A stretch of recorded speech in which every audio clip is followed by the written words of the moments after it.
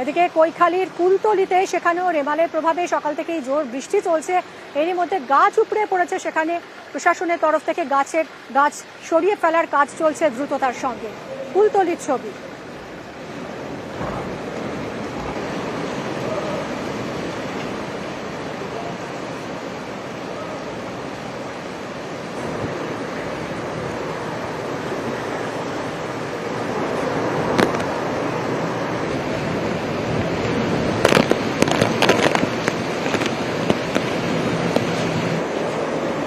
প্রশাসনের উদ্যোগে গাছ সরানোর কাজ চলছে যাতে আবারও যান চলাচল স্বাভাবিক হতে পারে। কুলতলির কৈখালীতে গাছ ভেঙে পড়ে এবং গাছ সরানোর কাজ এই মুহূর্তে চলছে।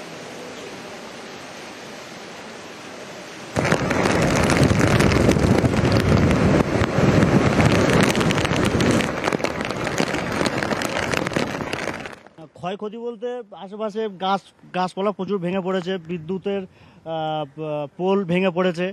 আর তার জন্য পুলিশ প্রশাসন বা স্থানীয় নেতারা খুব তৎপর। আর এইখানে যা অবস্থা আপনারা তো দেখতে পাচ্ছেন, মানে এত জল উপরে উঠে এসে ফুলে ফেপে এসছে, আমরা এর আগে কখনো এরকম দেখিনি। তবে একটা অন্যরকম একটা ফিল হচ্ছে। আমরা ঈশ্বরের কাছে একটা আমার প্রার্থনা যেন কোনো মানুষের প্রাণহানি না হয়। গ্রামের বাঁধ এখনো পর্যন্ত সেরকম আমরা আশেপাশে দেখছি, এখনো পর্যন্ত কোনো বাঁধ ভাঙেনি বা কোনো মানে মানুষের আঘাত বা কোনো ঘর টর ভাঙেনি, আমরা দেখছি এখন। কুলতলিতে অনেক বাড়িও ক্ষতিগ্রস্ত হয়েছে, ঘরের ছাউনি উড়ে গেছে। আতঙ্কে ওই ঘরের বাসিন্দারা ত্রাণ শিবিরে গিয়ে আশ্রয় নিয়েছেন। অম্বিকানগরে দেখা গেছে এই ছবি। কুলতলিতে অনেকগুলো বাড়ি এভাবে বিপর্যস্ত। দেউলপাড়া এবং অম্বিকানগরে বাড়ির ছাদ উড়ে গেছে, ফলে ত্রাণ শিবিরে আশ্রয় নিয়েছেন বাসিন্দারা।